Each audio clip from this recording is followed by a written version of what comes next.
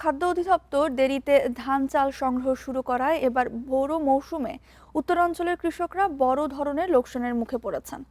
ধান কাটার শুরুতে সরকারি কেনা শুরু না হওয়ায় বাজারের নিয়ন্ত্রণ চলে যায় ফরিয়াদের হাতে। তবে সরকারিভাবে সংগ্রহ শুরু হওয়ার পর ধানের দাম বাড়তে শুরু করেছে বলে জানিয়েছে খাদ্য অধিদপ্তর। গত মৌসুমে উত্তরাঞ্চল সহ দেশের অন্যান্য এলাকায় বোরো ধান কেনা শুরু হয় 24 এপ্রিল। এবার ধান সংগ্রহ শুরু হয়েছে 3 মে। এপ্রিলের মাঝামাঝি থেকে চলনবিল সহ আরও কয়েকটি এলাকায় ধান কাটা শুরু হয়। তখন সেচের পানি ও চাষাবাদের অন্যান্য খরচ মেটাতে কৃষকদের দ্রুত টাকার দরকার পড়ে।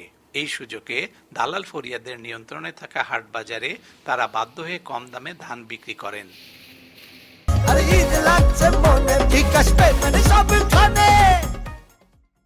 ধান কাটামারাই শুরুর পর 2 সপ্তাহ বগুড়ার শুধুমাত্র রনবাগা হাটেই দিনে বেচাকেনা হয় 1 লাখ মণ ধান।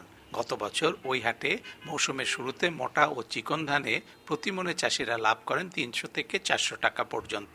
আর এবার সরকার ধান কেনা শুরুর আগে মনে লোকসান হয়েছে 400 টাকা থেকে 500 টাকা পর্যন্ত।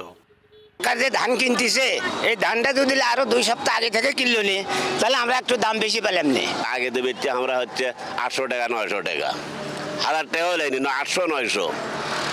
এখন সরকার কিনবার ধরছে 1000 1200 টাকা করে কিনতেছে, 1400 কিনতেছে দেখতেছি। তাহলে আমাদের এটা লস লয়।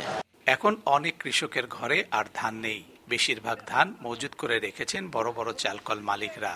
তবে সরকারিভাবে ধান কেনা শুরু হওয়ায় পরিস্থিতি ধীরে ধীরে উন্নতির দিকে যাচ্ছে বলে দাবি খাদ্য অধিদপ্তরের। দেখবেন যে শুরু থেকে দামটা ছিল কিন্তু 1050 টাকা মণ ছিল, বর্তমানে কিন্তু সেটি আস্তে আস্তে বৃদ্ধি পাচ্ছে। অর্থাৎ কৃষক যেটা আশা করছিল সেই দামটা কিন্তু বর্তমানে কৃষক পাচ্ছে।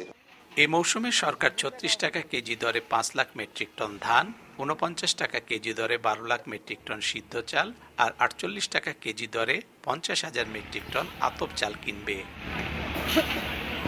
Hasibur Rahman, independent news, Sirajganj.